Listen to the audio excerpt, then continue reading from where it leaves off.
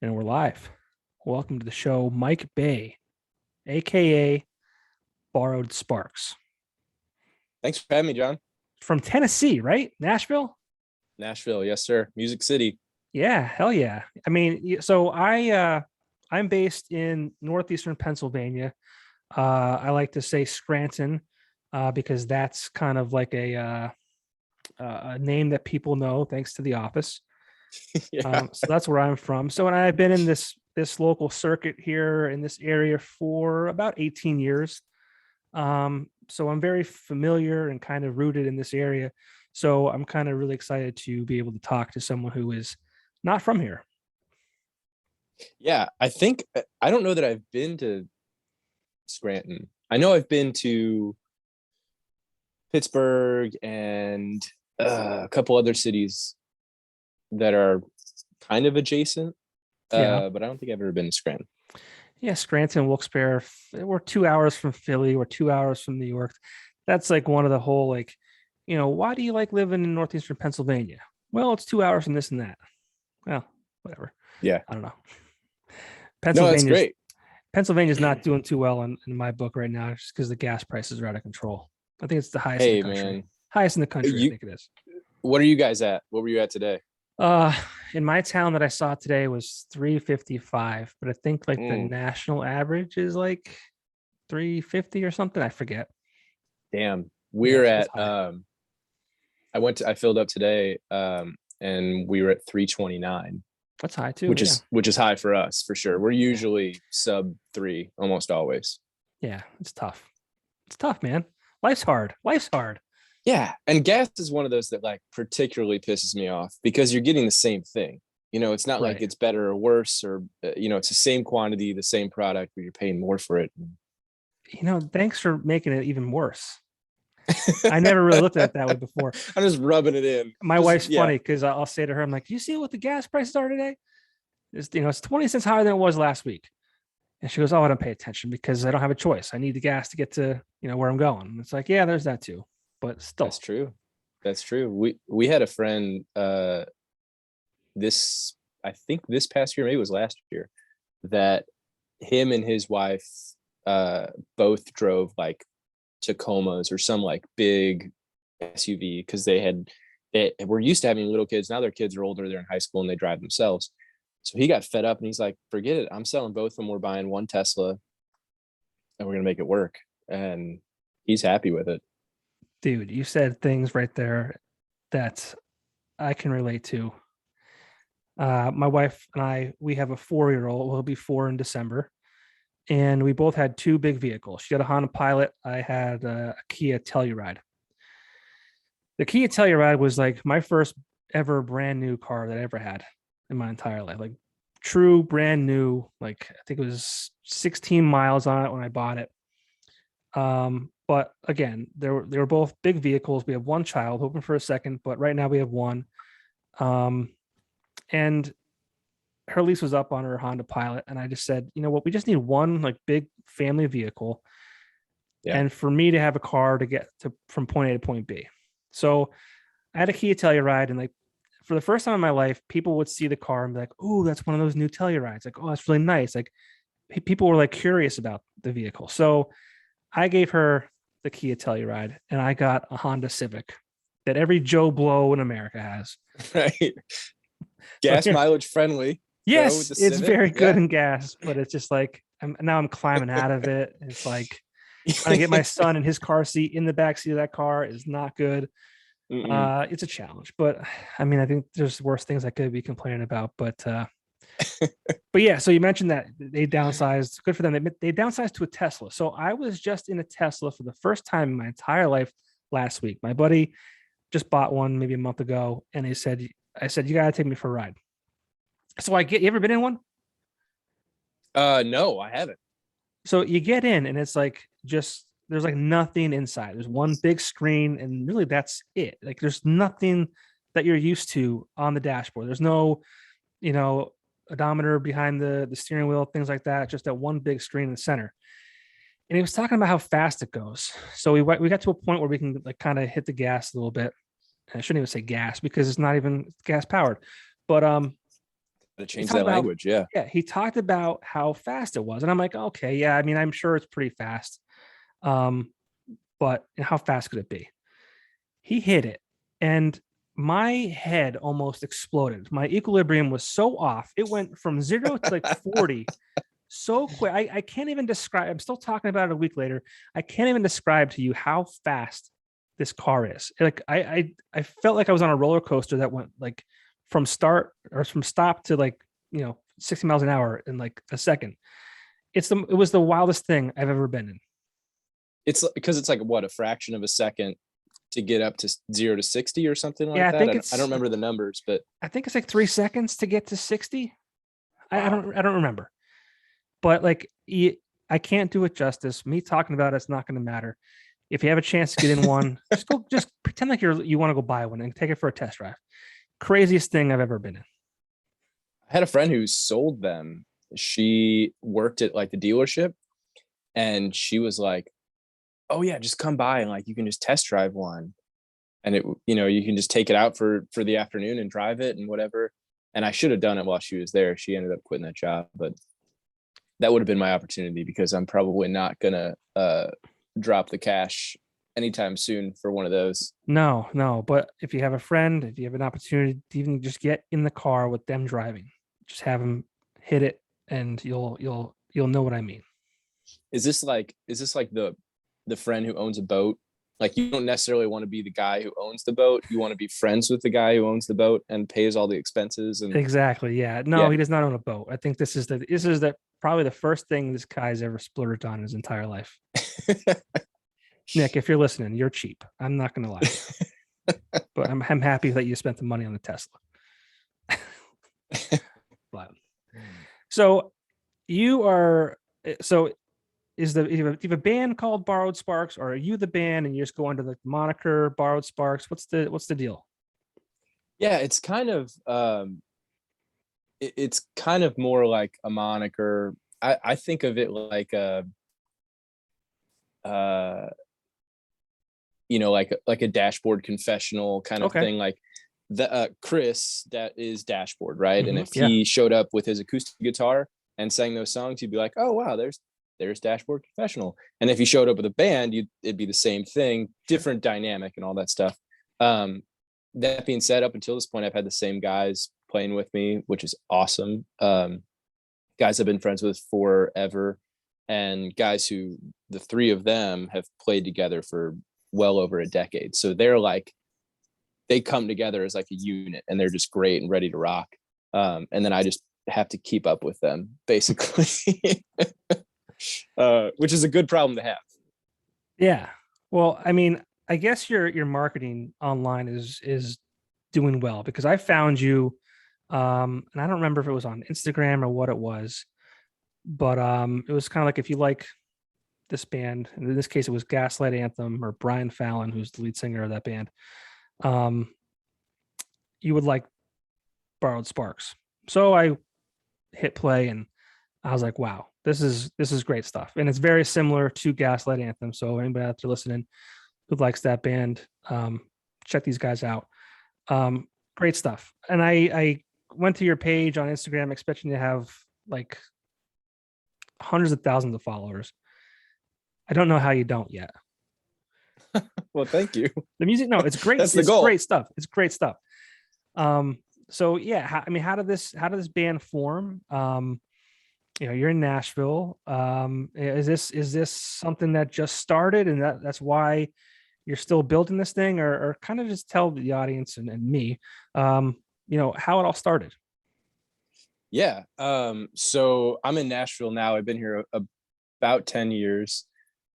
Prior to being here, I grew up in St. Louis, played in bands, but I was mostly a guitarist. I ended up singing and fronting one band in there before I moved here, but I had kind of a serendipitous moment where I was in Nashville to see Springsteen. Springsteen was playing Nashville, and it was only 5 hours from St. Louis. So I was like, oh, I'll drive down. I got a couple of friends here. It'd be nice to see, and I'll go to the show.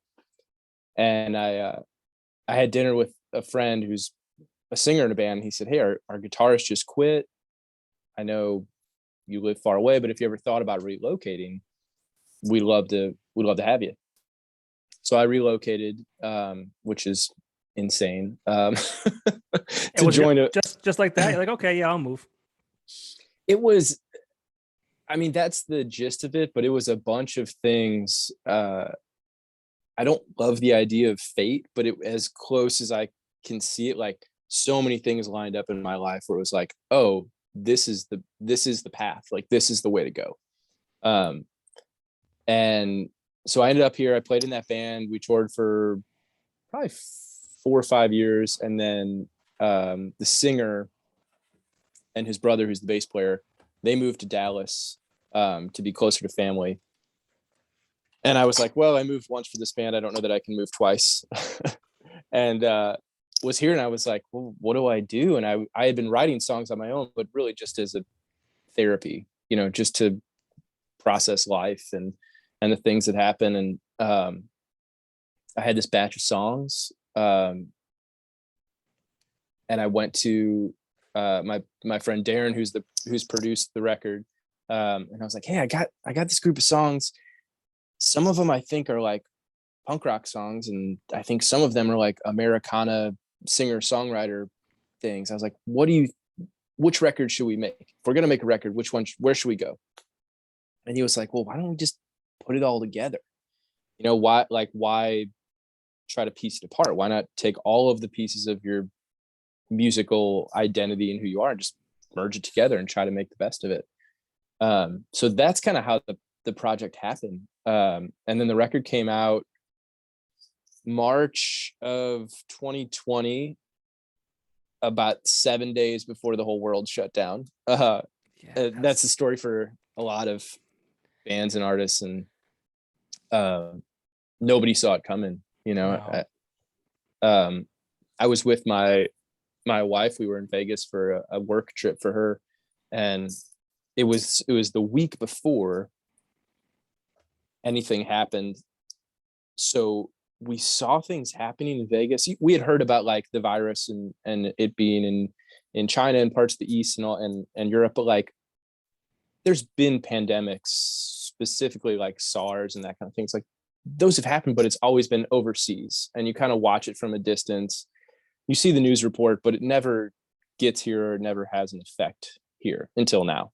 So we're in Vegas, and they are like closing casinos like MGM, Caesar's Palace, like all these major casinos are closing one by one by one. And we flew home thinking like, what the hell is going on? Like, this is wild. We've never seen Vegas close like that. Just it is mind blowing. It's impossible, right? We thought it was. Right. Yeah. Yeah. And it was like we got there, everything was normal. And then by like the day we were leaving, they had like a worker at every door.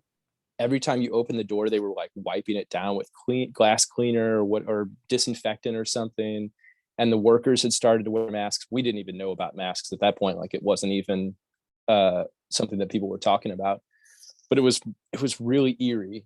And then we got home and the shutdown was announced, and the record had come out that Friday. I think the shutdown happened on like a Tuesday or a Wednesday.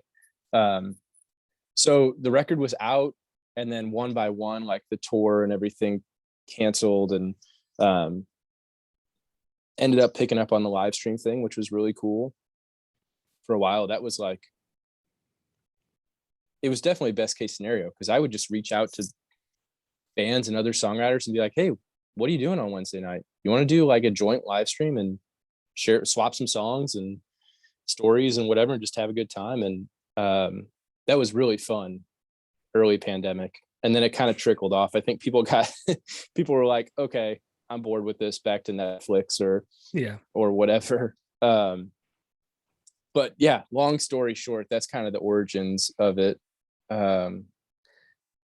And here we are like a year and a half later, I guess. Yeah. Did you have a heavy schedule set up for 2020?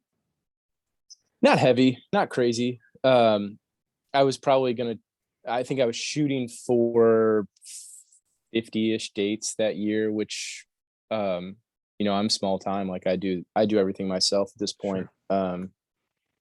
But being a first release and having played in other bands, I kind of had new connections with venues and whatnot and could make some things happen.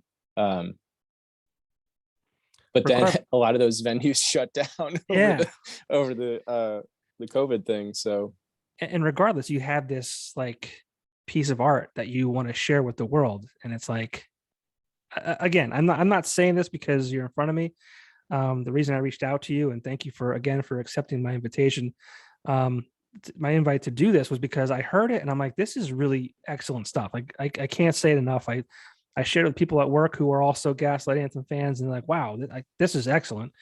Um, so yeah, but you have this piece of art in your hands, and not in your hands, but um, and you can't share it, and it's like that's got to yeah, be like almost heartbreaking. it is. And like my favorite thing about, like I said earlier, I write songs for my own therapy to work through my own stuff. And then putting it out into the world, it was like, okay, cool. Now I can connect with people over this, which is my favorite thing about music. Like all of my best friends, um, we've connected over a band or an album or multiple bands and multiple albums or concerts, and these have been things that have just kept me going through my life. And all of a sudden I was like, okay, now I can be on the other side of that, and I can hopefully share my experience with somebody who's like, oh yeah, I've been through that kind of hard time, or I've been through that kind of good time, and um, connect on that. And not having the live show to do that was kind of tough, but it's coming back now. um, Done a little bit of touring this year, not a ton. I think next year will be a lot better. Okay. I think next year it'll be, venues will be less hesitant, booking agents, bands, because really up until recently I felt like bands have just been canceling shows like crazy, even Yeah. even bigger arena bands, and you don't question it. You're just like, oh, okay, well, somebody got COVID, you got to cancel the show. And that's cool, I agree with that, but like it's crazy how that's kind of become the norm. Like you buy tickets and then is the show going to happen? I don't know, it's a 50-50. Yeah. I had tickets to go see here in town, Corn and Stained, and we literally pulled up into the parking lot, and I got out of my car, and a guy's walking through and he's like, concert's canceled, go home. Now he's a guy, he's got a backpack over his shoulder. I'm like, this could be a joke. Oh It could no. be for real. I have no idea. But then I see cars like coming up from the bottom lot, like coming to try and leave. And I'm like, you know what? I mean, nothing will surprise me now. Um, and eventually we got wind of, it was for sure canceled. Someone in Corn had contracted COVID.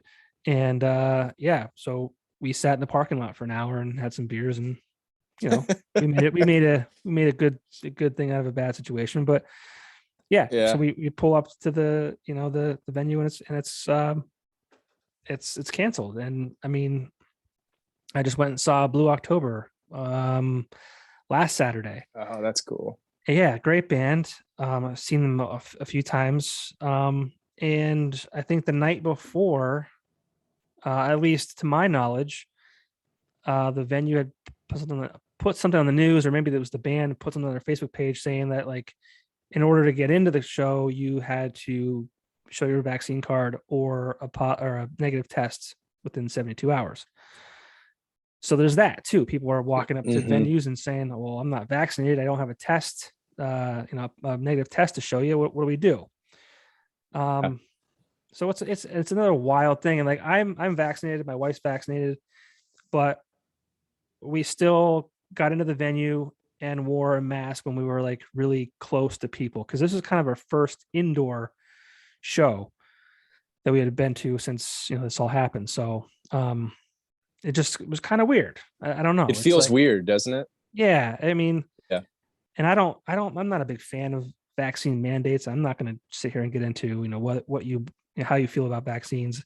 It's not the time or place for it. But um I don't like the mandate on things like that. That kind of rubs me the wrong way. But that's the situations we're kind of dealing with. Yeah, we've had here in town in Nashville, there's quite a few like independent venues. So most of your larger venues across the country are owned by Live Nation, or they're owned by iHeartRadio or some of these other companies. And they can, when you're a band and you work with those companies, they can say, oh, well, we'll book your whole US tour in our venues. The downside to that is they call the shots, and what happens at one venue, it's a corporation essentially. So like it happens systematically throughout the rest of the company, which is just venues across the United States, or the uh the world really for some of them. But in Nashville, we've got a lot of independent venues, and there's advantages and disadvantages of that too. But they kind of got together and all said, okay, we're going to require vaccine cards or negative tests for these shows, which are definitely regional and nationally touring acts, but it's also local acts, which has been interesting. We did a festival here called 615 Fest, which is our area code, and I was talking to the promoter, and he was saying that he thinks turnout has been really bad since all of that has gone through, and that the venues are kind of suffering from that. And I'm not saying it's not the right thing to do, just that it's people are feeling it, it's a weird, I think we all had this fairy tale in our head that we were going to wake up one day and be like, oh, life is back to normal. And that's not going to happen. It's not going to be 2019 it's overnight. a ripple effects for sure. I mean, without a doubt. I mean, we were told 2 weeks to flatten the curve, and here we are a year and a half later. Still. And that, we're learning and adapting, and I think we've done some things right, and I think we've done some things wrong, but that's part of the learning process. Is getting it right, getting it wrong, hopefully learning when you get it wrong. But the venues requiring the vaccine cards has been interesting here, just locally. Like I'll go see friends play shows, and some people are wearing masks, some people aren't. The venues are not full where they used to be full. So it'll just take some time, I think. Yeah, for sure. I mean, I don't know how long it's going to take. I hope it's quicker than we all think, but yeah, it's a struggle. Yeah. I mean, my heart goes out to you guys, and I'm going to ask you this question because I've asked every musician that I talked to this question, and most of them have been the same. Actually, everyone who I've talked to has been the same. As an artist, a musician, you create and you perform in front of people. That's a big outlet for you as a musician. How are you able to deal without having that? I know you mentioned the live streams and things like that, but that's not the same as being on the stage and feeling the energy from the crowd and just kind of sharing your work with an audience. I mean, how did you get through the past year and a half as a musician that could not perform live? Man, I think for me, it's been like writing and recording more. It does feel like for me, the process is like, okay, live your life, write about your life, and then share that with people. So it does feel like for this first record, like that hasn't fully come around. Like it's not a finished thing. And I think that it just makes it harder as an artist to move on to the next thing, because you got to have it's like sitting on a record. If you've been in the studio, you recorded a record and it's done, but you haven't released it yet, it's weird to start the next thing because it's not the thing before that isn't done. So I think that's been a big part of it for me. It's just like, it's hard to move forward to the next thing and create the next song or record or piece of art. That being said, we've been in the studio this past year making making music and trying to push forward, even if our live opportunities are kind of sort of limited. Yeah, and one reason we wanted to talk tonight was because you have some exciting things coming up. November 5th, you're releasing a cover of a Tom Petty song. And then a few days later, you're doing a live video of that song as well from Smokestack in Nashville. Yeah. Yeah. So obviously you're keeping busy. You're pushing music out. Talk a little bit about this upcoming release. Why Tom Petty? Why the song you chose? And just all that kind of stuff. Yeah. I mean, so we went, it was back in June, we went into the studio called the Smokestack, which is kind of a legendary studio here. There's lots of records that have come out of there. But it just has a really cool vibe. It's got tons, it's just wall to wall with gear. You got amps and there's a whole wall of drum kits and then another wall of bass amps, and then the other wall has guitar amps and guitars and all kinds of stuff. There was literally I think it was 50 acoustic guitars in the recording room, just open and like right there on stands ready to play. When we went in, we did this recording, we brought a film crew with us and we shot a live video for every song on the record. So I was kind of thinking, we can't do a lot of shows with things being the way they are, but like we could bring people into the studio with us and do a video. So we brought the film crew in, we cut everything live for this whole EP. And the first song is a Tom Petty tribute. It's Refugee, which is a favorite of mine. But we had been doing it. We talked about adding a cover for live shows, and the bass player Cody was like, "What about Refugee?" And I was like, "Okay, cool. Let's try it out." And we threw it together in a rehearsal, and it was like right away it just worked, and it right away felt like something that would fit in with the other songs. It didn't feel like, oh, you're copy pasting Tom Petty, which I'm not against doing that either. But it felt like, okay, this is one of our songs. Like we kind of made it our own. And also growing up, I was just a huge Tom Petty fan. It was one of those artists. I think of like the Eagles. I think of Fleetwood Mac or Steely Dan, and these records and these artists that I would listen to as a kid before I even developed my own taste. Like I would listen to with my dad or whatever in the car. And then I grew up and I'm like, damn, this stuff is still good. Like it was good then. It was good for my parents, and it was good for me as a kid. And then as an adult, I'm like, this is still that good. Like, yeah. And I think that's rare.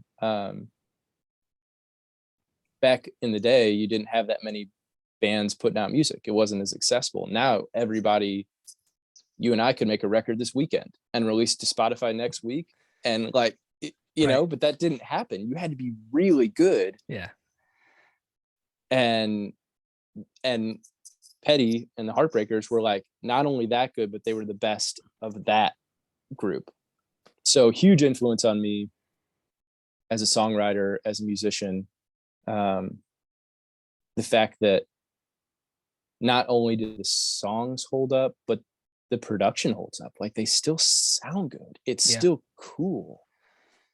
So anyway, it was kind of a no-brainer for me to do a Petty cover when we started talking about covers. And then it happened so quick. I was like, we got to put this out.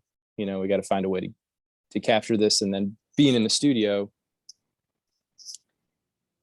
we could have tracked it individually, which is how, for anybody who doesn't know, like normally making a record today, you'd go and you'd record the drums by themselves, so you can get really great drum sounds. And then you go and you record the bass, and then you do a guitar and you do another guitar and all that. You kind of layer stuff as it goes. But Petty didn't really have much of that. They're kind of getting to that in his career, but a lot of it was you recorded live and the band just had to be good. You just had to work your ass off to where you weren't going to be the guy who screwed up. Because if you did a take and the guitar player messes up a riff, it's a bad take, even if everybody else plays it perfect. Right. So you kind of had to elevate everybody. And that was a cool thing for the band too, was to really kind of woodshed and rehearse till we all had our stuff down. That's gotta be tough. You're doing a song live and recording live. It was a different way to do it, for sure. And I don't know that it was better, but we got the tracks back and then went and mixed them, and was listening back with my producer Darren, and we were like, and this sounds like almost as good as the studio record that we did, but there's this like strange Fifth Element kind of thing happening where it's like there's a vibe to this that you can't capture if everybody plays separately. And it's not even like the bleed between the instruments. It's just kind of that if the drummer slows down a little bit, the bass player is going to slow down with him. And they're going to kind of rub and grind, but it's not going to happen right away. Drummer might slow down first, bass player slows down a little bit later, and you get this really cool kind of flow to things that if you were tracking it, you'd be like, oh, let's do that take again. Right. Let's get that more locked in. And this has that messiness that I think is really cool. Yeah, it's true. It's authentic. It's real. Yeah. And it's very well done. I'm not surprised at all. I mean, I heard the song, I've seen the video. I'm looking forward to seeing some more when you guys put out the other stuff, if that's a plan. But you mentioned, like, I always talk about, I don't know how old you are, but I always say how, like, our generation is never going to have, like, our parents having the Rolling Stones and, Tom Petty and things like that. Like, I think if anything, our generation has, equivalent to that, maybe, Pearl Jam, Foo Fighters, probably a couple more other ones, but like, I think that's probably the tail end of bands that have that staying power, that can keep producing record after record, who in 20 years will, like, hopefully my kid says to, his friends, hey, when I remember my dad playing this album and it's just as good today as it was back then, or maybe better at that point. I don't know. But I mean, I just don't see, music the way it is today, especially the way it's released. It's constantly singles here and there. And, producing a full length album is kind of rare, I guess you could say. But it's hard to do, for sure. I mean, I think if you're a band like the Foo Fighters, it's a no brainer to do a full length because people will buy it, right? Yeah. Like the Foo Fighters release a record, you and I are going to buy it. Lifelong fan, probably going to buy every record they put out.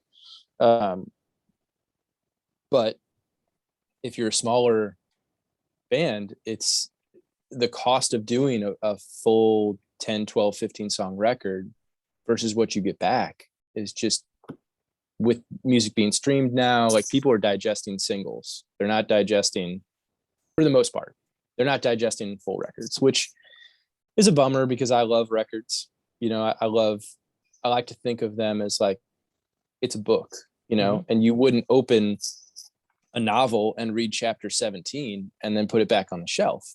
Right. That would just, you would get such a poor experience from that. But with records, that's what we're doing now. It's obviously it's a little different, but I had a friend tell me something that was really interesting. He was like, music has always shifted to the medium. So think about 45s or not 45s, but singles back in the day on vinyl. Like, your single was 3.5 minutes long because that's all they could fit on a record. It's not that people weren't writing songs that were 6 minutes long. It's you couldn't fit it.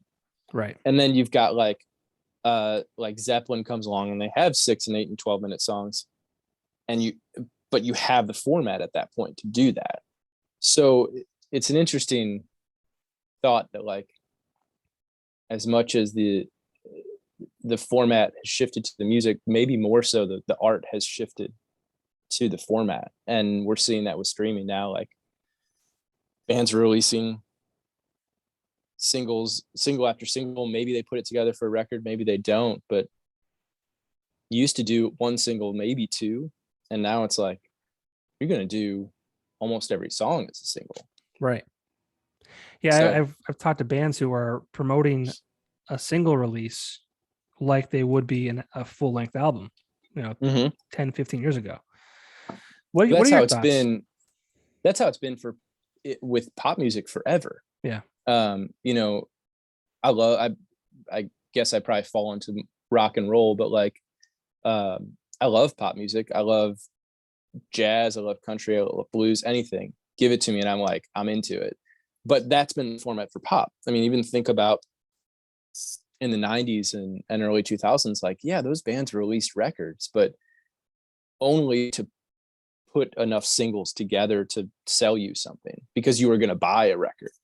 I remember as a kid in high school or even junior high, going to Walmart and you could buy single CDs that were singles, and everybody was doing that.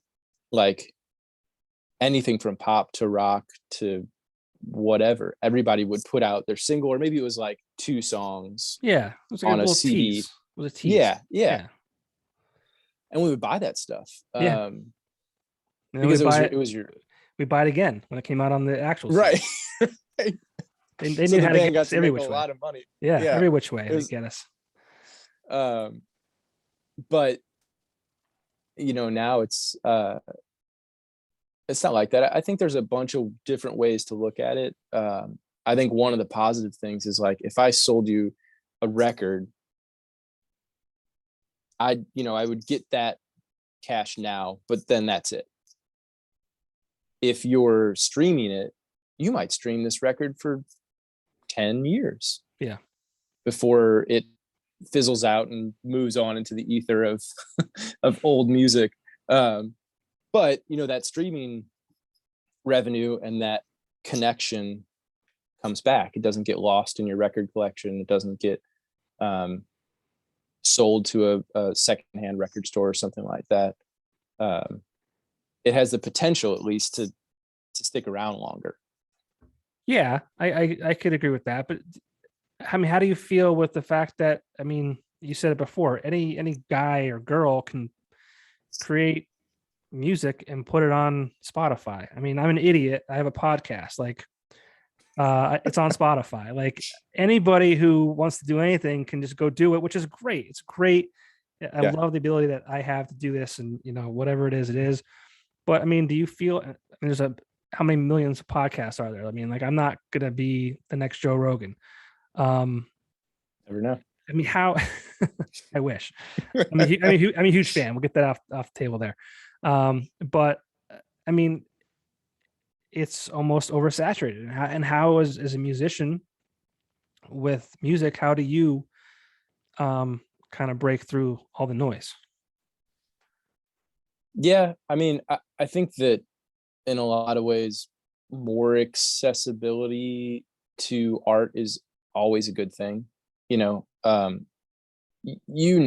it's good or not. If it resonates with you or if it doesn't. And if the guy who spends $30 on a microphone and an interface puts a record on Spotify, like, I have to trust that if it's not good, it's not going to resonate. Now, the flip side of that coin is that same guy who really has something to say and is like a damn fine songwriter with no resources or connections, he can get his work out the same way that any other artist can get it out. And I think that's been more of a negative in the past, is that artists that are really, really great can't get their music out. Sure.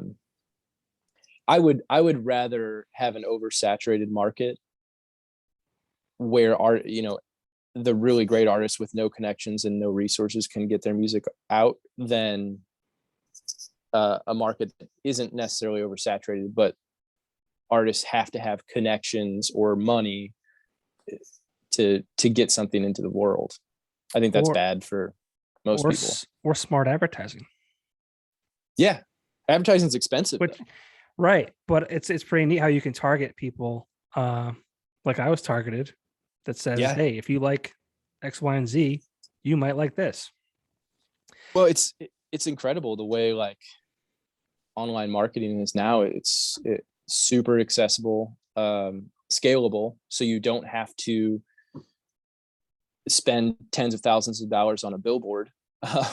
Right. You can spend $2 a day on a Facebook ad that can be specifically targeted to uh, dudes in their 30s to 40s uh, in Pennsylvania that like the Gaslight Anthem.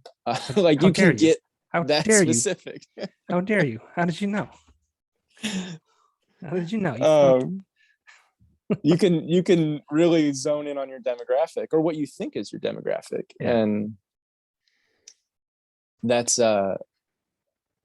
marketing. It was really funny because that ad that you're talking about, um, I I ran that really early because when I put my stuff on Spotify, it tells you like a recommended if you like. Are you familiar with this thing on Spotify?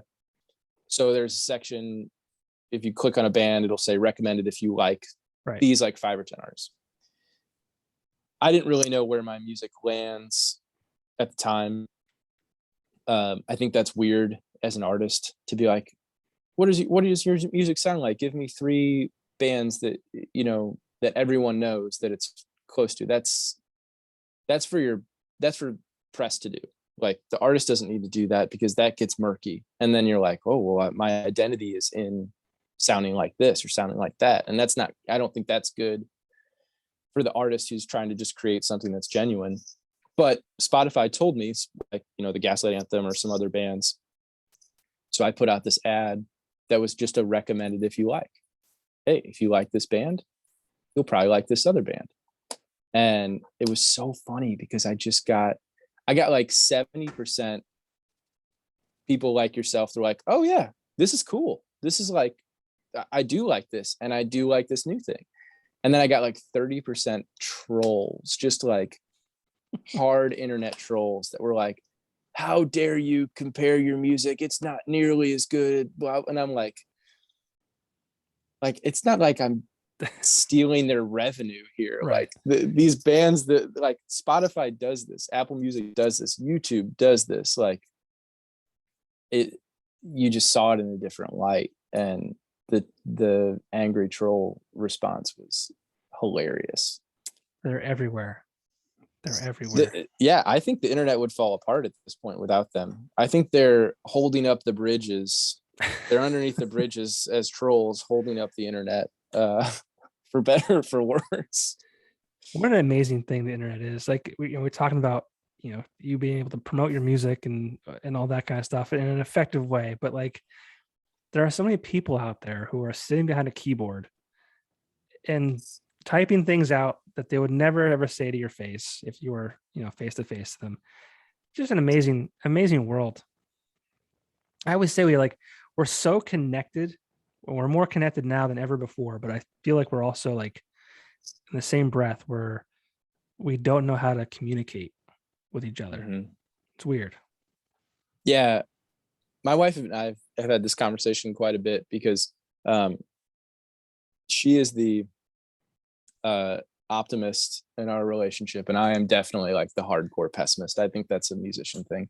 But her take is like the internet is this really good thing that has brought resources and opportunities to people that would have otherwise never had them. Not to mention like developments in technology, people communicating across the globe that would have never been able to communicate to solve like big picture problems, all kinds of stuff.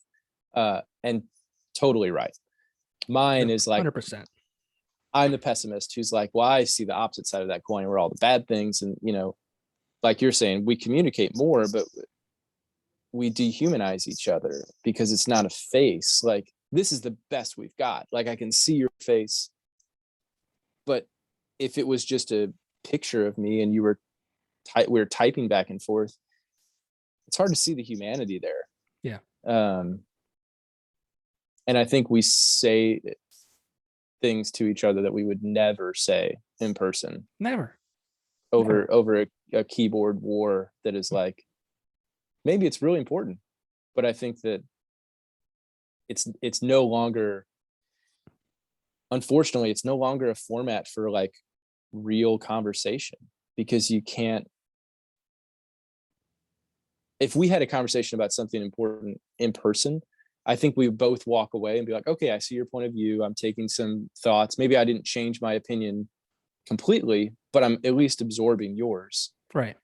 And what I see online, and this is just my experience, but it's people who are reading your comment just so they can go on some other website, find why you're wrong, come back and tell you that you're wrong. It's not like, no one's there to learn or to grow. So it's kind of like, it's just not really a place for growth anymore, No. which is a bummer. Yeah, it's crazy. It's so crazy to me. It really is. And yeah, you Yeah, can't. and if Go ahead. well, if you or somebody that listens knows of a place where this is happening and people are having a real conversation, send it to me, because I would love to be there. But places like Twitter, Facebook, like all I see is majority negative, and people not treating each other very well. It's like, I don't want to hang out there. Yeah. I don't want to spend my time on those things. So Well, it's such a tribal mentality. And if it's like, if you don't agree with me, you're against me. You know, it's like, well, when did that happen? Like, why, when could, when was someone's opinion and their viewpoints just like completely just disregarded? It's wild to me. it's a bummer. It really Yeah. is, because I think it can and could still be like this great tool for connecting people. And instead, it's, again, pessimist. It's more of a tool that divides people in a lot of ways. And 100%. man, have you listened to, I'm gonna fangirl for a second. Have you listened to this new Noah Gungerson record? No, but I'm gonna write it down. Okay. You're probably familiar with his stuff. He's a songwriter, singer songwriter kind of style, kind of dabbles in some pop stuff. And he just put out this record a couple weeks ago that has a couple songs that kind of touch on how the world is, how he sees the world has been affected by social media and internet. One of his big points is like, we've got too much information. Mm-hmm. We got too much, like, we can't really digest that much information. There's no way that I could read all of these news outlets and scientific journals, just talking about COVID and vaccinations. Like, I'm just a dude who has a job and a family and other shit to do. I don't have time or capacity to do that. But it's almost like, well, it's accessible, so why aren't you that educated? Well, right. And I also think like we can't trust what is being given to us. We really can't. And the news outlets, I think the media is a large part of the problem of misinformation than a single person might be. I just they're all for the clicks. They're all the headlines they create are so you click on it and they build ad revenue from it that way. It's not like you back in our parents' day, and I talk about this a lot with just people at work or whatever. Like they think our generation is a bunch of soft babies and we need mental health days and things like that, right? I think every generation says that about the previous or yeah, I was gonna say, or whatever it is. Their parents said that about them. Yeah, but and like we'll probably say that about our kids. Yeah, but you really think about it. You think about like the world now compared to again, I don't know how old you are, but like our parents. I'm 38. I'll be 39 in a week from today. Oh, happy birthday! Early Thanks. birthday. I appreciate it. I don't know when this will go I'll out. be I'll be 35 in November, so we're pretty All close. right. I felt like you were younger, but Thank you. Bless you. but I don't know when this will go out. This will probably go out next week. So this might be post my birthday, but whatever, not important. But like when our parents would they go to work 9 to 5, they'd come home and work was done for the day, right? Mhm. They come home, it was family. They weren't, and they watched the 5 o'clock news or the 6 o'clock news. And for the most part, I think whatever was delivered to them was probably pretty accurate. Now, we go to work and like we're still accessible to work when we're home because of our phones and Email. Yeah. we're kind of been trained to never kind of stop and never shut off, and things need to be addressed well even when you're not on the clock. And then a 24-hour news cycle I think is unhealthy too, because it's constant, and it's like they don't my friend was talking the other day. It's like how everything is breaking news, like um uh, a tree fell on a house, breaking news. Where back in the day, breaking news was like we're going to war with whoever, or a Right. volcano erupted and thousands of people are dead. Yeah. Everything's breaking news now. It's like silly. It's just like it's constant like fear mongering. It's just like this constant like just it doesn't ever just shut off. And I don't know if that's how you feel or not, but that's how I feel. Um, I'm constantly like worried about my kid growing up in this atmosphere, because I half my life was spent with the internet or without the internet, and half of it was with it. So like I kind of was introduced to the internet when I was more towards an adult, and I Hmm. wasn't as persuaded or influenced by that world.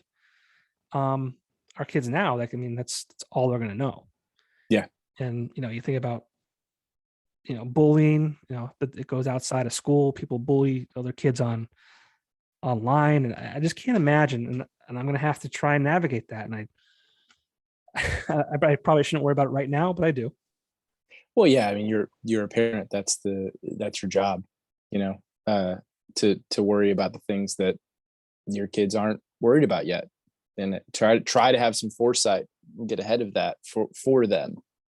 Um, I think, man, there's so much I want to say on that. One of those things, the 24-hour news cycle and the work day kind of being 24 hours too. I think one of the issues is that the our information is so targeted. So we were talking about marketing earlier. It's the same thing. If you go on Facebook or Instagram or Twitter and you follow Fox News or you follow CNN or you follow any major news network, like you're getting targeted by folks who are marketing in that vein. So Right. let's say you went and followed CNN. Well, other companies can target people who follow CNN or people who follow Fox or people who follow NBC or any media, really anything, but news networks specifically. And then they can say, oh, well, this person is in our camp, and they feed you more. So you get further and further from the folks that you disagree with on the other side. And it's happening to them the same. So it's pulling everyone apart. Right. Um, Whereas, sure, back in the day, like our parents' generation, everybody watched the 6 o'clock news, and there was 2, 3, maybe 4 networks that you could watch, and they were slightly different, but for the most part, that was it. You watched your network that night, they reported something, that was it. But now it's like you watch that network because you're not, I mean, I don't know about you, but I'm not sitting down and watching the news at 6. No. Like we're getting it through, a lot of it is through social media. Sure. Or maybe YouTube or something like that. But then you can be targeted beyond that. So what you're seeing is, oh, the world is such a disaster, and it's because of this. Or your neighbor is seeing, well, the world is such a disaster, but it's because this and it's that guy's fault. And your feed is telling you it's that guy's fault, and it's like neither one of those are true. Right. And we used to, I think, be able to see the common ground a lot better without that, and makes it tough Yeah. to come together on stuff that, like, I think would be small time stuff that is big issues now. I think would be small time stuff if we could, most of us get together and be like, oh yeah, there's more common ground here than there is not. And we can make this work. We can find a compromise. But instead it's like, no, you're wrong. I'm right. This is Exactly. black and white. It's like nothing is black and white. Yeah. You can go to hell. You're not on my team. Yeah, yeah, yeah. It's just not, that's not reality. Yeah. Well, enough about the doom and gloom. Yeah. Let's talk Something about some good shit. you talk about having things in common, and one thing I saw about you since we started conversing over the internet was that the Counting Crows album, um, August and everything after, is like Yeah, in your top 10. Now, for sure. for me, I saw that and I'm like, my man. Like for me, it's like it's top 5. That may have been, All right, top 5. yeah, it was a 93, I think it was. And so I was like 11, and my cousins will still make fun of me to this day. They would come in for a week every summer and they stayed the week with my family. And at the time, I had purchased the tape of that release on cassette tape, and I would play it on this little cassette player that I had, and I would like wake up before everyone else, and I was just sitting in the dining room of my grandparents' house, and I'd playing the cassette and reading the lyrics from like start to finish, and I just remember that so vividly. And that band is like one of like the first, like, I don't know, it's not the first band that I ever fell in love with, I guess. Maybe it is, but that was like, really special for me. So when I saw Yeah. that, I was like, I'm excited to talk to you. Yeah. I'm a huge fan and have like followed since around that same time. It was probably like, I remember 1996 being a huge year for music for me as a kid. It was kind of like, I remember as a kid, my dad's he's not a musician, but he's was a big music nerd when I was growing up. And he was a member of this like CD catalog Oh thing. yeah, sure. Do you remember this? Okay, Yeah, like because you paid a penny, I think it was, and you got all these CDs, but it was I not don't remember not true. I don't remember what it was. What I do remember is that he would he get this big thick catalog like every quarter, and you would order which CDs you wanted. CDs were pretty new at the time, so it was, God, I sound old. But CDs were pretty new, so he had a lot of records on vinyl, and he was mostly like getting them on CD because now we could listen to them in the car, and obviously you couldn't do that with vinyl. So it was a lot of stuff that he had already had, but then they would send you, like, if you ordered 5 CDs, they'd send you 5 CDs of something new or something that you didn't order. And that's how I found the Counting Crows. It's how I found the Wallflowers. I remember that's how I found Bush. I don't know if you were a Bush fan in the Oh my 90s, god. but Bush was I'll tell you dope. stories about that too. But I remember, this is really funny. We got one of the CDs that he didn't order was 16 Stone, and it, if you remember, the cover that I remember was Stonehenge, but it said Bush. Mm-hmm. Do you remember this? Okay. Yes. And my dad looked at that and he said, "Oh," I said, "Dad, this looks cool. Let's listen to it." Part of the caveat of the CD club was if you opened the CD, you owned it. You had to pay for it. But if you didn't open it, it was cool. So I was like, "Dad, let's open this and listen to it." And he looked at it and he said, "Oh, this is Rush. You don't want to listen to this." And he sent it back. No. Turns out it was Bush that I did want to listen to. I probably would not have liked Rush. But anyway, I like Rush now, but not I wouldn't have liked it back then. I don't think I could have. Yeah, I don't think I could have got past the vocals, and I don't think I would have been into the musical, like the musicality side of it enough at that age to be like, oh, what they're doing is really cool. and I think I would have been like, who is this middle-aged woman singing? Um, Fair. and now I'm like, oh, it's Geddy Lee, and he's playing bass, singing, and playing keyboards with his feet. Yeah. Like, that's incredible. But that's how I got a ton of music early on, stuff that seems to have stuck with me till now. The 90s rock and stuff like I'm total Matchbox 20 fan, like Absolutely. that kind of stuff. Man, one of the biggest biggest bummers of the pandemic for me was Matchbox 20 had announced the Matchbox 20 2020 tour, and the Wallflowers were opening, and I was like, this is going to be the best day of my life. Yeah. This is and obviously they had to cancel because of COVID, but total geek for that stuff. Their first album was phenomenal. Matchbox 20. Phenomenal. Absolutely phenomenal. So good. And the like songs, but then the musicality, it's kind of, I'm not comparing them to the Beatles. I'm saying that in the same sense as the Beatles, like when you listen to a Beatles song, you're like, oh, that's really cool.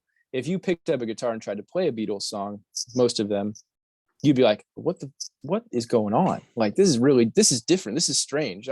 You got to work at it. And Matchbox 20 had a lot of stuff like that too, where like you pick it up and you try to play it and you're like, oh, this is not the simple pop song that I thought it was. It just kind of came off that way on the radio, which I think is very cool. Yeah. And there's a lot of songs on that album that were like fantastic that never even got radio play. Was it Coda? I think one of the songs. Oh, Cody. Yeah, it's a great song. Great song. Oh my gosh. Yeah. What are you talking about? Dang, what is the name of that record? Their first one, it had Push. Yeah. Was it You or Someone Like You or something like that? Or yeah, that sounds right. I'm thinking they had one that was called Exile on Main Street. That was the follow-up. Yeah. I have the internet at my fingertips. We can do this. There you go. We can do this. Matchbox 20. Discography. Yourself or Someone Like You. Mm-hmm. And that's the one with the guy with the goggles, right? Yes. Yeah. Okay. Yes. Okay, I'm sorry. Mad Season was the follow-up to that. The Exile album you were talking about, that was like, late. That was Exile on Mainstream, 2007. I want to say that was like a B-sides or something, but it ended up having a bunch of great songs on it. Great songs. How Far We've Come was excellent. Yeah. All Your Reasons, These Hard Times. Yeah, I mean, that era too, like, Bare Naked Ladies were great back then. Yeah. Goo Goo Dolls. Yes. Incubus. Tell me you're an Incubus fan. I just watched. Oh yeah. They just did a live stream. I was kind of bummed. They just did a live stream to celebrate the 20th anniversary of the record with Drive. I can't remember the name of it. No, Wish You Were Here. But the Morning View. Yeah. Morning View. And so I purchased it, $25, no big deal. But like, they just like came on, ripped through every song, it was done. Oh, really? I was like, this is cool. I mean, I love this album. It was like I was a freshman in college, I think it was. Yeah, freshman in college. So it was like very like tied to like unknowns and things like that. Mm-hmm. Wish You Were Here is like one of my favorite songs in the world. But yeah, so they came on, ripped through it, and that was it. I was like hoping for some kind of like dialogue, maybe some like background on a song or just like anything. Like, hey, we know the world's crazy right now, but thanks for hanging out with us. And whatever. I mean, 20 years is a long time. They even said before it started, they're like, like there was a kind of like a voiceover. They were saying how their lives now are completely different than what it was 20 years ago. They have families and kids and all that kind of stuff. But yeah, that was it. I was expecting some more. So I mean, I enjoyed it, but I was also kind of like bummed out. Yeah, I really miss the excuse me. I miss the you'll remember this because you were probably watching this too, but the VH1 storytellers, like behind the music stuff that they Yep. would do, where it was like a band, they would play a song live in like a small venue, like a small theater. Yep. And then they would cut to the band talking about the song. And Right. maybe they'd be like, oh yeah, we had this drum groove that was really great. And we were working with it for 5 years. And then we finally got like this great melody that made the song pull together.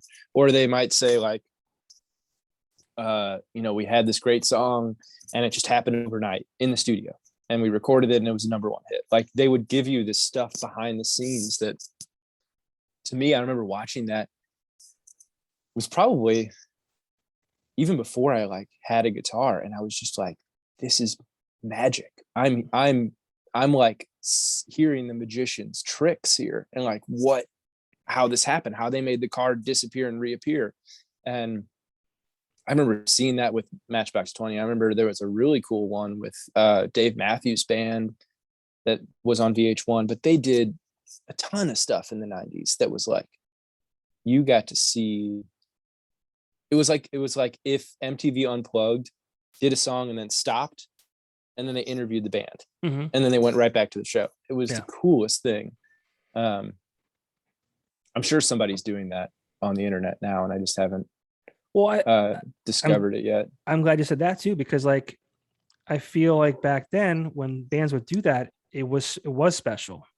But now I feel like bands are so connected to their audience, whether it's YouTube, Facebook, so any social media platform, the release of a single every 6 weeks, I think it kind of like loses that magic because it's always there. It's like, okay, well, yeah, I mean, it's there, it's accessible at any time that I want it. Yeah. As opposed to, Kurt Loder just came on and said that they're going to be on MTV this Friday at 8:00. Like, oh, I have to sit down and watch it. That's special. Yeah. If I miss it, I can't record it. There's no DVR. I can't record. I got to watch it now.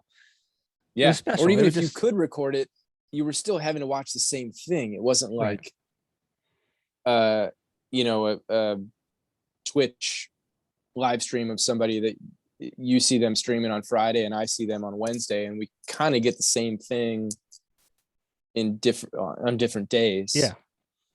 Yeah. I mean, I think Yeah. I don't know what's better or worse.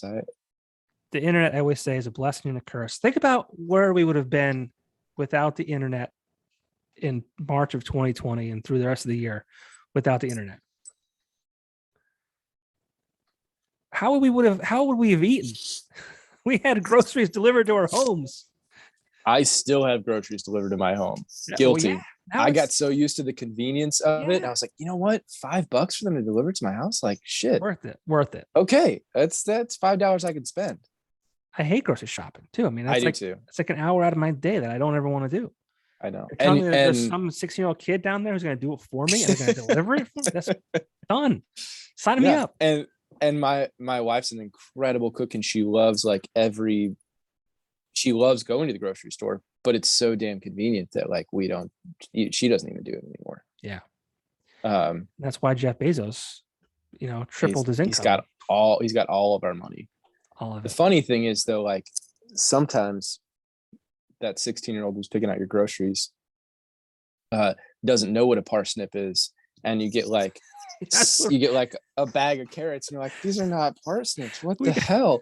Like, We got cabbage one time. We wanted a head of lettuce. I mean, close, right? But yeah, not the close, same thing. same family, but I can't put important a differences. I can't put a leaf of cabbage on my turkey sandwich Right. and enjoy it. Yeah. But I mean, I can't imagine where we'd be without the internet during a pandemic. I guess we would have figured it out, right? Yeah, I don't know. I mean, I think that we adapt. That's what we do. Like, I think we're really good at it, and we'd have figured it out. You may not even have known about it. If you were in some small town without the internet, you might have just been like, There's a well, pandemic. there's what like it didn't, because travel has changed too so much because of the internet and accessibility and like pricing. I remember even growing up, like fights were so expensive. You didn't fly anywhere. Yeah, You just didn't. And now it's like you can fly a lot of places cheaper than you could drive them. yeah, that's true. One cool thing that I had happen for the first time in my life was I got booze delivered to the house. Oh, did you use So, the Drizzly or what's the well, there's so many of them now. I used a service called what was it? It was Cask Cartel, okay, um, which was awesome because I don't know. I know you're a whiskey connoisseur, right? All trying to right. be, yeah. I am not. I'm more of a beer guy. I like having whiskey.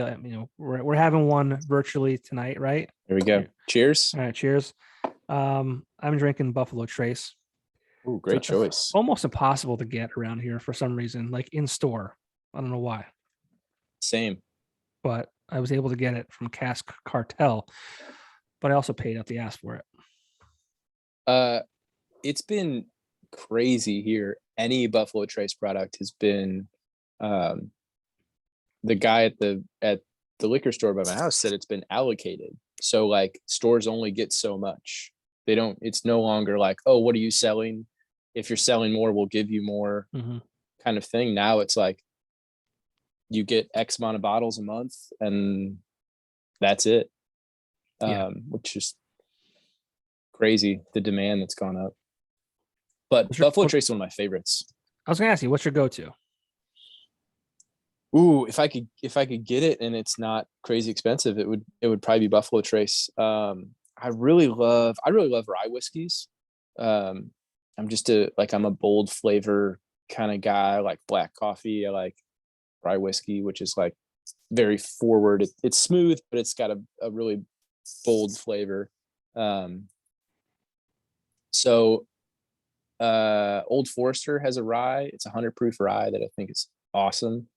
Um, I brought this in my studio to show you. I went to Kentucky recently and I scored a bottle of this Elijah Craig rye, Nice.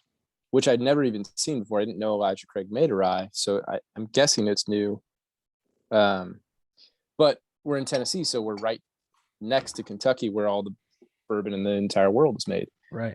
So anytime I roll through Kentucky, I always stop at some roadside liquor stores and find stuff where it's like, oh, you could never, like Buffalo Trace is there. It's all over and it's cheap. Really. And if I found it in Nashville, it would be crazy expensive. And it would be like, well, it's expensive, but I'm not going to see it for another 6 months. So I better just buy it. In Kentucky, it's growing on trees. I bought one of the big ones, the huge bottles one time. I should have bought two, but Yeah. yeah. Yeah. I got to do my wife and I, our birthdays are like 2 weeks apart. So we, every year before last year, I've gone to Louisville and done distillery tours, uh, and just seen like how the stuff is made. And they have the bourbon trail. I'm sure you've heard of that, but Mhm. there's a lot of distilleries that are on that. There's a lot of distilleries that aren't. And one of the first ones we did was Buffalo Trace, and it was unbelievable. Like the tour was with this guy that his grandfather had worked at the distillery and his father had worked at the distillery, and he's in his 60s and he works at the distillery. So it's like generations of people have done this, and like Yeah, it was wild. didn't it start before Prohibition? Yeah, so they were one of the few, like one of their claims to fame is that they got to operate through prohibition because it was for medicinal Yeah, purposes. right. And what the guy told us was you could get, if you had a doctor's note, which like what was a doctor then, Yeah, there wasn't a ton of training. yeah, Yeah, they were probably still bleeding people out for diseases, but if you had a note, you could get a pint of hooch a week for every man, woman, and child in your family. Which, like, people back then, they were having lots of kids. It wasn't like you had one or two kids. right. You'd have Eight, half a nine. dozen or Yeah, yeah, or 10 kids, and that was pretty normal. So you had a doctor's note for a lot of booze there, considering it was illegal at Yeah. the time. What a world. What a world to live in. It's like No internet. It's funny to think about. So here's what's funny to think about. Yeah, no internet, but like their problems were like, I hope I don't die at 35 years old, Mm-hmm. which I guess is a big problem, right? Yeah, same. Yeah. Same. But yeah, they didn't have to worry about the government spying on you or anybody spying on you for that matter. Crazy. Yeah. Crazy to think about. And it wasn't that long ago either. Like if you really think about it, it's like when I was younger and I thought about things, I'm like, oh, that was like 1,000 years ago. Now that I'm older and like time is slipping by, I'm on a kick now where like I'm almost 40, right? If I'm lucky, I live till I'm 80, which means my life is halfway over, Yeah. right? And then out of those 40 years that I hope to God that I have left, how many of those years are going to be good years? Meaning, no health issues at all, just going through life like I do now. 10, 15, maybe, hopefully 20. Nah, I think you got at least 20. Hope. I think with medicine, man, I hope, man. I hope. He'll be good. He'll be good. My dad passed away. He was 52. So now I'm like, oh man, I got like 13 years left. Yeah, that's tough. Okay, on the flip side of that coin, my dad has been a hockey player his entire life. He just had knee replacement surgery last year and is back playing hockey again. He's 64, 63. Damn. Sorry, Dad. 63 or 64 years old. And that's sweet. Playing ice hockey like a young man. But it sounds like he's been in shape though. He's been active his entire life. See? Yeah. I'm guilty of not being active like that. I need to start doing that. They say that's one of the best things for you is to keep your mind and body active. Now you don't have to be bench pressing 450 pounds, but like just gotta move.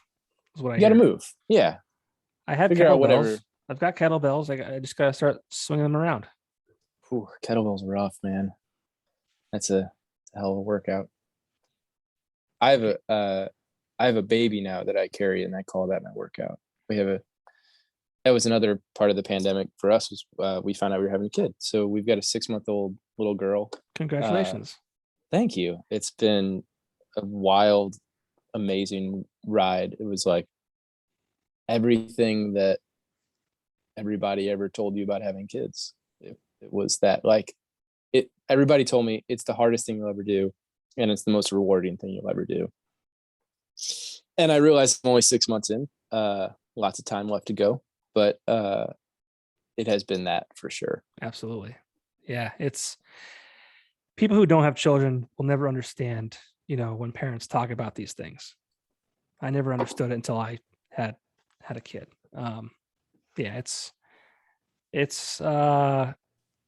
I cry at random, just out of pure happiness sometimes. I'm a huge baby. And then there's nights like there was 2 weeks ago when he decided to throw himself off the couch and hit his head off the corner of a coffee table, through his ear and hit him in the back of the head. So I spent the evening in the ER. No stitches, thankfully. No head injury, thankfully. But he's 4, you said? He'll be 4 in December. Yeah. And oh man. So he's probably so scared. He was, yeah. He was. I mean, I think it's harder. I hope you never experience anything like that. I think it's impossible not to when you're a parent.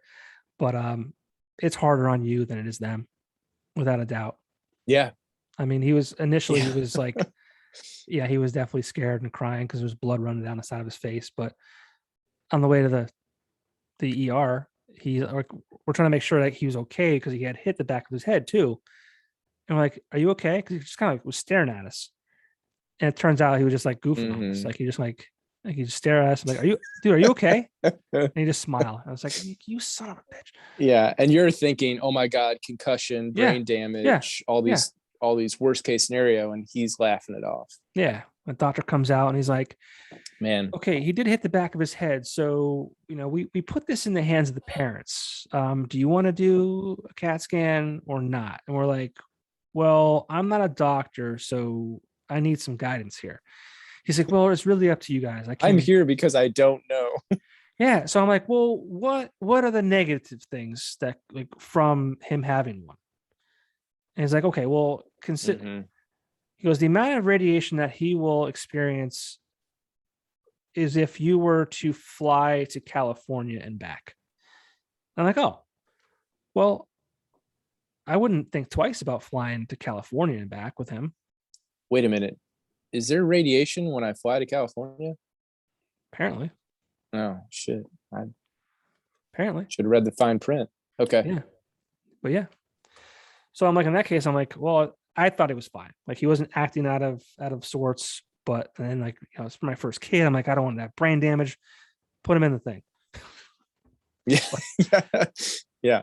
Don't tell me what it costs. Just put him in the thing and we'll make sure he's okay. Yeah, I've got insurance. I hope it's good. Just do it.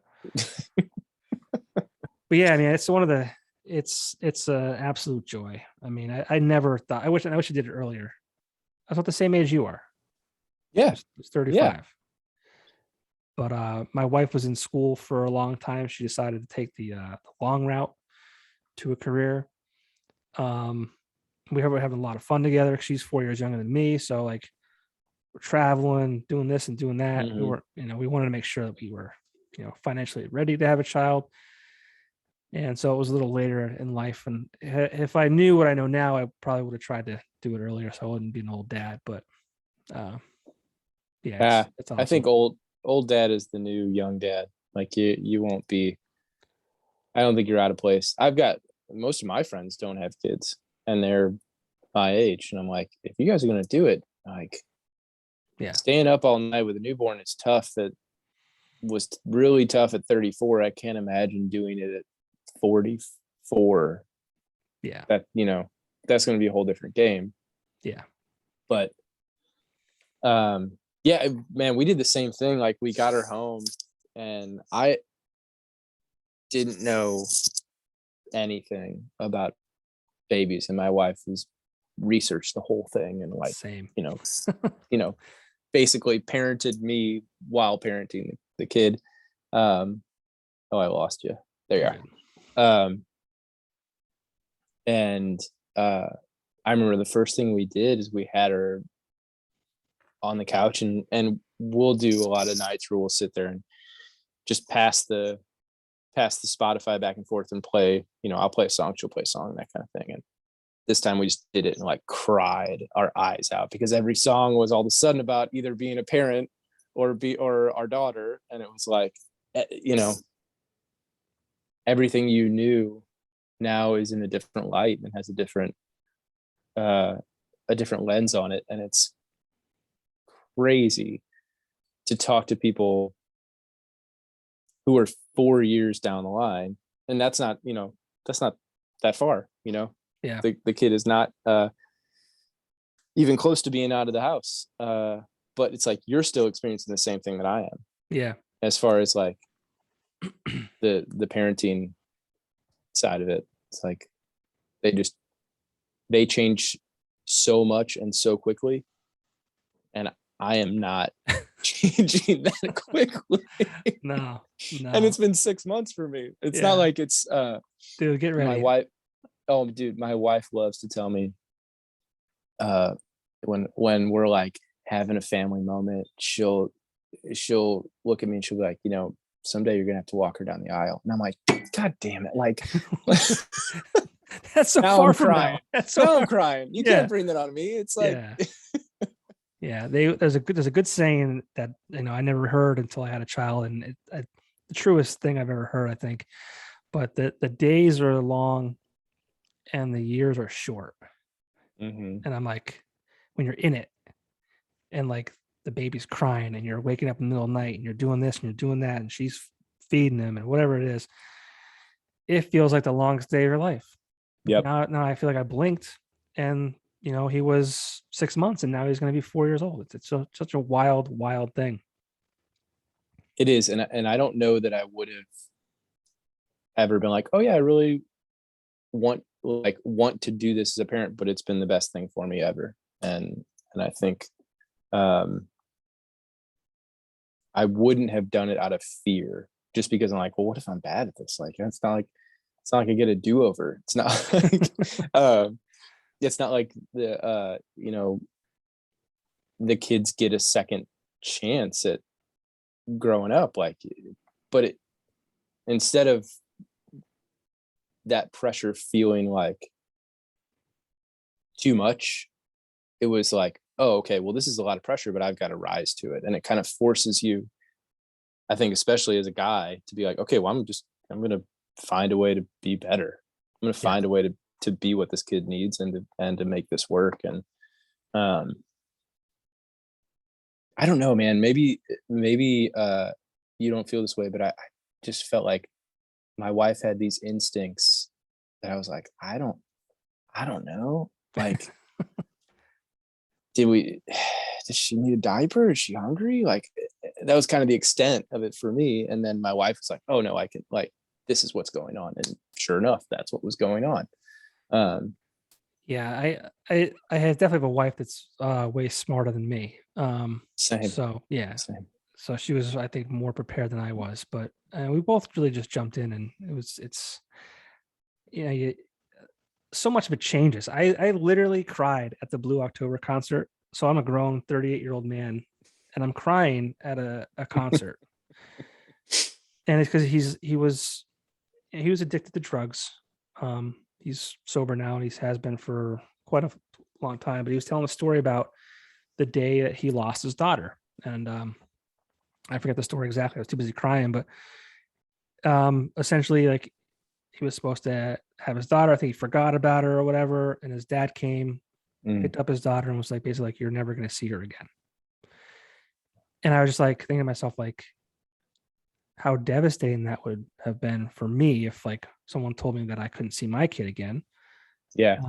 And what a place that he must have been in, that he was choosing drugs over his child, because I know that there's nothing in my life that I would ever choose over my son. So if, in his situation, like, that's just wild to think about. But then how, he cleaned up his act. He's got full custody of his daughter now, and life is good. He's sober, and he's happier than he Oh, could that's ever great. imagine. So yeah, so I'm hearing the story of, like, complete sadness and, like, then happiness because he got her back, and all this kind of, like, so I'm like a roller coaster ride at a freaking concert at the Sherman Right. Theater in Stroudsburg. I'm like, what is happening here? Like, what has fatherhood done to me? Yeah, I've definitely cried more in the past 6 months than I probably have in my entire adult life. And it's like, Yeah, it's you just you feel things differently. And it used to be, oh, suck it up, and now it's like, well, yeah, it's not about me anymore. It's yep, not like it's not affecting just me, or even like just my wife, who's a grown, very capable adult human who could handle herself. Like, it's this innocent thing that, like, can't take care of itself and needs me on some level to take care of it. yeah, Like, yeah, but it's also like, as much as, like I said, the pressure makes you rise, it's the most inspiring thing, like, as an artist, to not just writing songs, but just like every day you wake up and it's like, what are they going to do today? What is she's going to do something different today. And like, and I wake up and I'm like, if I don't get a cup of coffee in the next half an hour, I'm going to be a really terrible person.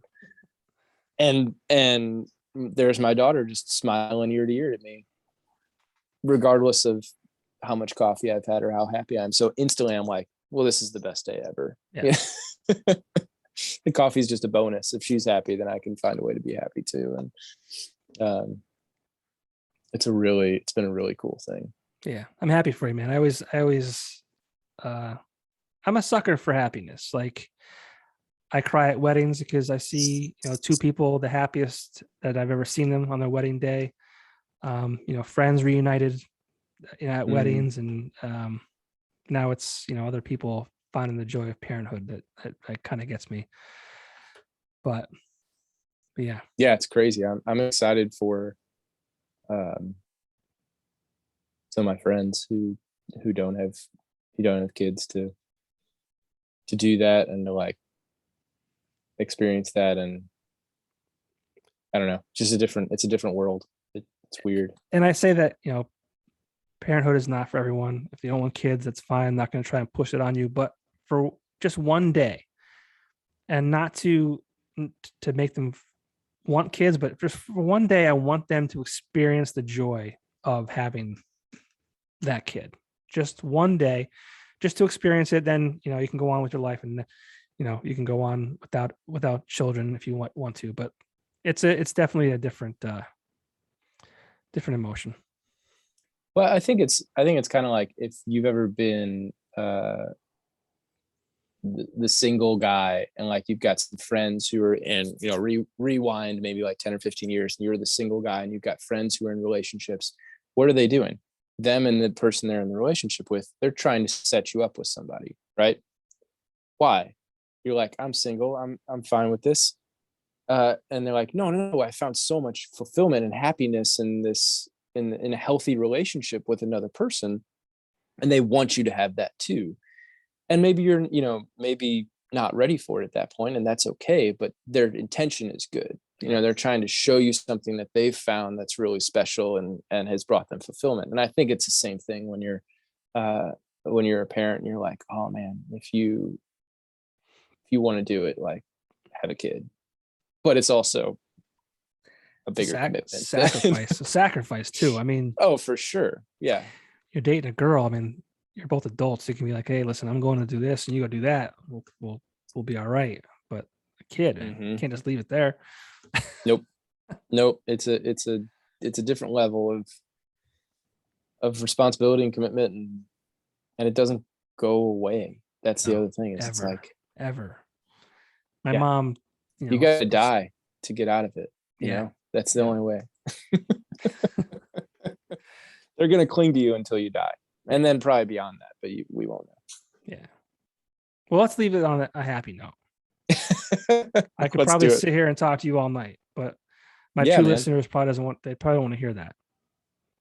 Yeah, they got stuff to do.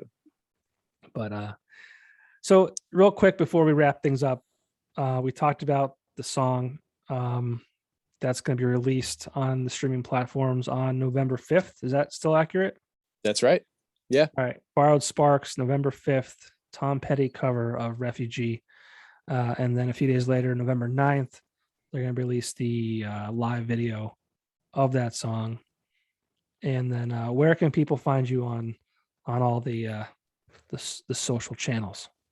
Everything's at Borrowed Sparks, Instagram, Twitter, Facebook, borrowedsparks.com. I don't have the TikTok yet.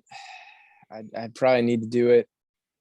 I'll be honest with you, downloaded the app. I just haven't done it yet. It's same. It's a lot. I'm on it. It's a big step. It's funny, dude. Like I'm not that funny. I'm not that creative. No one cares what I have to say or do. I can do one thing, and that's pick up the guitar and play a song for you. I'd feel like that's not entertaining enough to designate an entire TikTok account. Yeah. To just that. Or maybe I could take videos of myself drinking bourbon, but that doesn't seem very interesting either. So I don't know. I had to think of some other angle for it. Yeah, I don't know. Good luck. Well, if you find one, let me know, because I don't have that much time either. I feel like that takes a lot of time out of your day. It's not even the time.